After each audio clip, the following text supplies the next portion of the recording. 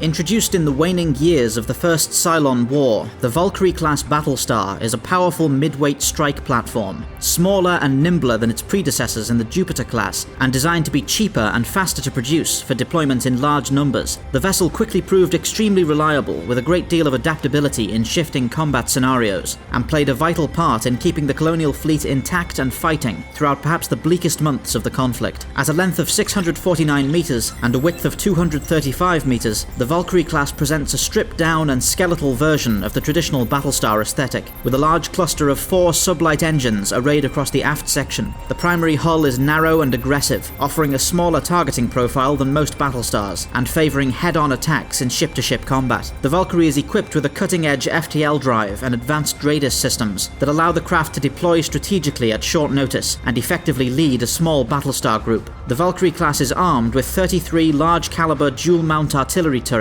supported by a further 20 artillery turrets of a lower yield. The ship is also equipped with a total coverage CWIS defense grid and 6 missile tubes loaded with high-power guided warheads as standard and tactical nuclear weapons when necessary. The ship's dorsal armor is moderately resilient, but its ventral armor is almost non-existent, having been purposefully stripped down to improve the vessel's thrust-to-mass ratio, so much so that the outline of the Battlestar's FTL spinners can be clearly seen from the ship's exterior through their thin shielding. Naturally, this is a highly exploitable weakness that requires careful maneuvering to mitigate in combat, but the payoff is an extremely impressive level of agility relative to the ship's size, allowing for complex attack patterns that other Battlestars would be unable to even attempt. The Valkyrie class presents 2 prominent flight pods, each of which presents 3 launch tubes arrayed longitudinally, as opposed to the more traditional broadside layout of other Battlestars. The ship's air wing consists of several flights of Vipers, supported by Raptors and atmospheric shuttles for utility duties. With only 6 launch tubes available, it can take slightly longer for a Valkyrie-class vessel to deploy all of its strike craft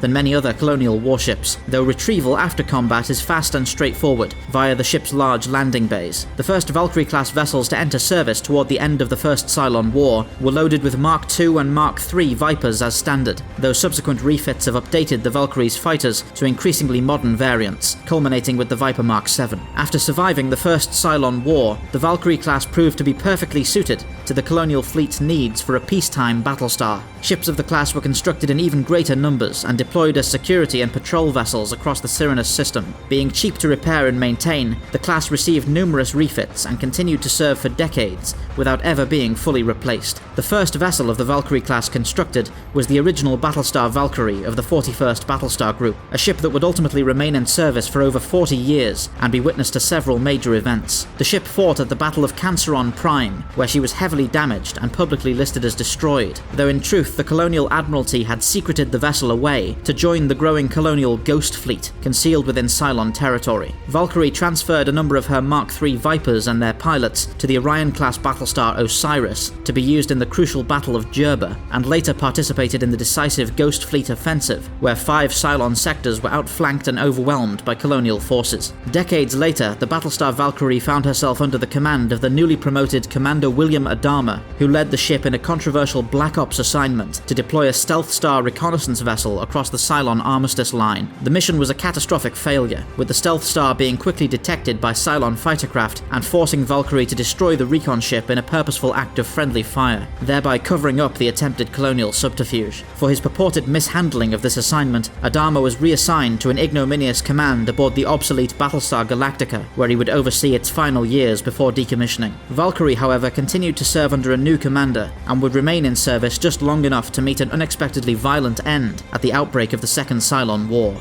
Joined by her sister ship, the Battlestar Yashuman, Valkyrie led the Colonial Orbital Defense Flotilla over Caprica during the Cylon's sudden attack, and fell victim to the compromised command navigation program provided to the Cylons by Dr. Gaius Baltar. Losing all power and attitude control, Valkyrie was quickly overwhelmed by the advancing Cylon forces. Across its long career, the Valkyrie-class Battlestar proved itself to be among the most reliable warships ever to enter service, remaining as valuable in peacetime as it was during the Cylon War. The class became a frequently seen symbol of safety and security across the 12 colonies, as well as an enviable posting for up-and-coming officers of the Colonial Fleet.